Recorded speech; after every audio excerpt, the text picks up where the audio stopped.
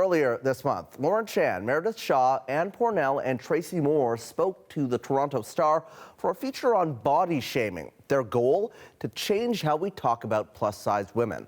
Now, Lauren was unable to join us, but we sat down with Anne, Meredith, and Tracy to discuss their work. And Tracy Moore, Meredith Shaw, and Anne Pornel join me now in studio. Ladies, thank you so much for being here. I appreciate you coming in to have this, what I think is going to be a very important conversation. Meredith, let me start with you. When you were watching television as a kid, what was beauty to you? Oh, gosh. Wow. You started deep. Wow. Okay. Right Okay. It was watching television, Travis, but it was also, you know, listening to music. It was everything. It was sort of every single message that I didn't even really realize was a message at the time. It was just life. It was just what was happening. And I definitely started to feel like I might be on another side of this. That was my first understanding of difference or other. And when you're growing up, those are not words you're running toward. As a grown-up, these are now words that are the reason why I'm sitting right here tonight. I mean, when you embrace that is really when you start to feel your power. But you don't get that as a kid. And so that started to feel far away from me. So how did that impact kind of like what you thought was possible?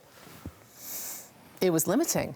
It was limiting. And ultimately, when you receive those messages and you have big goals and you have big dreams and you don't want to sacrifice those, you start to think, okay, how do I change in order to fit what I'm seeing?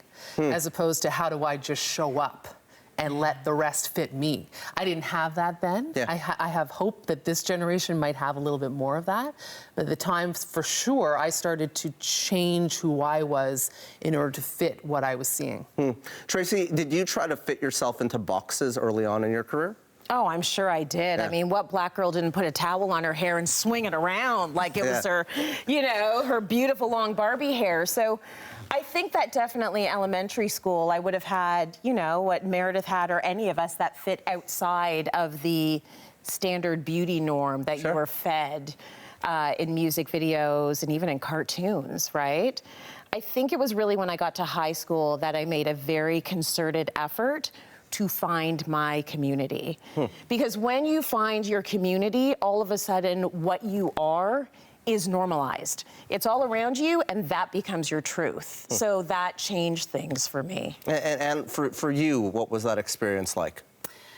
It was, I would say for most of my life, I've always kind of thought everybody else was wrong about their opinion of me, and I was always like, I'm cute the whole time, and I don't know if that's delusion, but like, I'll go with my Delulu as far as it will take me, but it was really, you don't realize that you don't see yourself in media when you're consuming it, because it's such a passive experience. So like growing up, I never really saw anyone who looked like me or any of my identities, Filipina, fat, and a woman all bundled into one.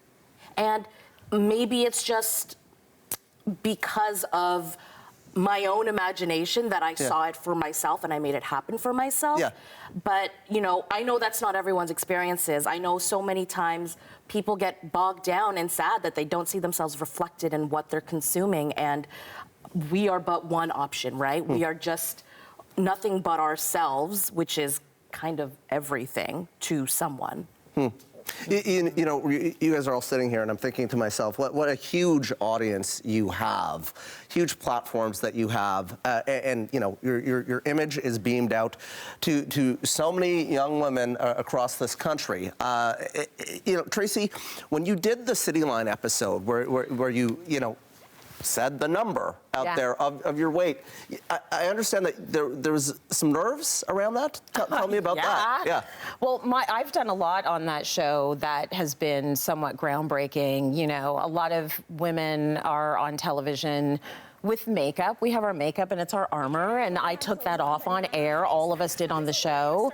We did another episode where we were showing all of the things we have underneath our clothing to make our bodies sit the way our bodies sit. took off all my clothes and showed that, all the shapewear and the push-up bras and all of that. But when it came down to, will you say your weight on TV, I wanted to pump the brakes. And for me, there was so much tied up in that number. And I had to have a reckoning with myself. Why is this your limit? Why is it such a big deal? And the fact of the matter is, we are all swimming in these toxic waters. I'm in them too. So even while I try and be myself and own who I am, I'm still trying to fight the tidal waves that are telling me that a certain number is not a great number to have on the scale. You know, I'm a fit person, I'm a healthy person, not that that's here nor there, but I felt like, are those parts of my personality and who I am going to be stripped away because you hear I'm 185 pounds, or 190 pounds, or 200 pounds, or 220 pounds, whatever the number may be. The thing we all have in common is we are all the same weight. 185 pounds right across the board. Give it up for everyone for showing it all. And so that's why it took some guts to do it. And so yeah, it took some guts for sure. But when you said the number out loud, was that liberating? It's liberating in a way because, I mean, what else do you want? Do you want my SIN number? Like, you want my birth I'll take your I'll take the credit card number, sure. Like, what else is there? Like, it's liberating in the sense that, like, what are you going to hold over my head? Sure. Yeah. You know what I mean? Like, there's nothing you can say now. I've said it. So whatever categorization you want to put and attach to that number, go for it. I've gotten in front of it. I'm okay with it. It is what it is. It's okay. Let's take away the worth from that number. Well, and that's what you just said. That's it right there. Yeah. It's what you attach to things. And I think that's what this whole project has been so interesting is because we're really able to step into something without attaching worth to it. Yes. We exist outside of our bodies. I am and I am not my body all at the same time. And being able to have these conversations with these women, I think has been liberating for us. But I think we also really hope that people see themselves in us and feel seen for maybe the first time. And in that seeing, feel liberated as well. What has the reaction been like to the article, to the photo? It's overwhelming. It's so, I'm sure you both feel the same way, but I knew it would be impactful because I've spent so much of my comedy career talking about my body. I've said the word fat on stage. I've called myself fat on stage. I too have stripped it all down. And in a live theater setting, you feel viscerally that women are like, You feel it, and it, like when I take off my clothes on stage at Second City, this is it's comedy, just to make that very clear. Hot comedy. I have never felt more like a rock star, and this article and these photos and the images of Meredith, of Tracy, of Lauren, I feel like a goddess, and that is reflected in the response I've been getting. People, women especially, young women, older women, have been like, you give me the courage to want to be myself. You give me the courage to put on that outfit that I've never wanted to or thought I could pull off. And that is the most empowering. It's not just seeing yourself look like a bunch of hotties, because we are no matter what we're wearing. Sure. But it's really when a person comes up to you and goes, thank you for being you, because that makes me want to be me. That's the most profound effect I've ever had in my career so far. And Tracy, tell me about doing this as a group together and the power in that. Well, first of all, Meredith called me into this, so bless you for that. Yes. This was a Meredith Shaw initiative that became this huge thing. And so she reached out to us. She wanted us to be in this with her to talk about all of our different stories, because obviously we're not a monolith. We're all coming from different places. But yeah, it felt good. It was the actual photo shoot was just an afternoon of absolute love and confidence, and there was no like, oh, I don't know. Like there was no, didn't have those reactions at all. We put on the tight clothes and we worked it and we felt good. Yeah, you guys worked it. This is kind of who we are. This is who we are. As Anne said, it gives other people permission to be who they are. Yeah, and the confidence. So Meredith, what was the genesis of this idea?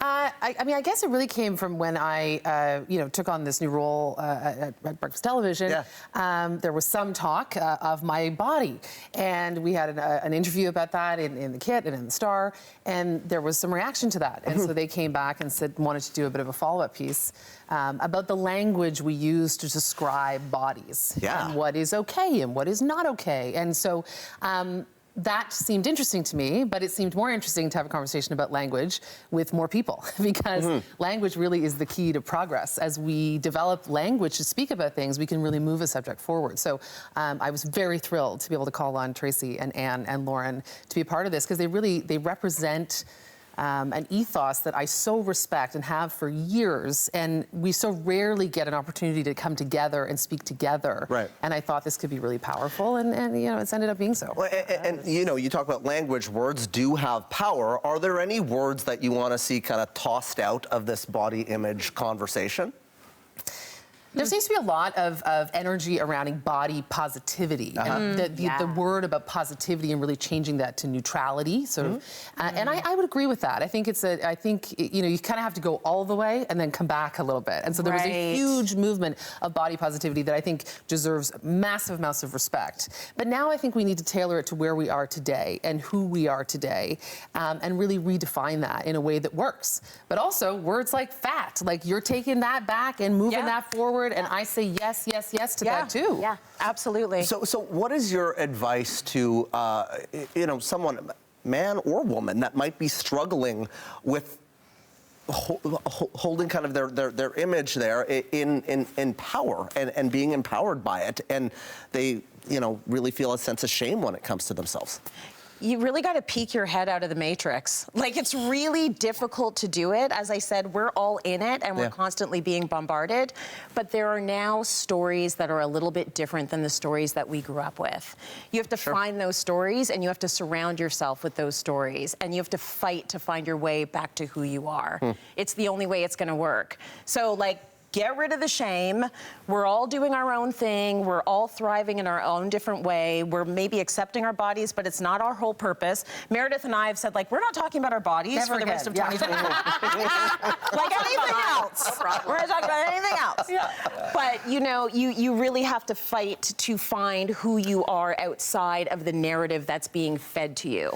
Ladies, wonderful to have you. Thanks for having us. Appreciate it. Thank you. Meredith, Anne, and Tracy, here on Canada Tonight.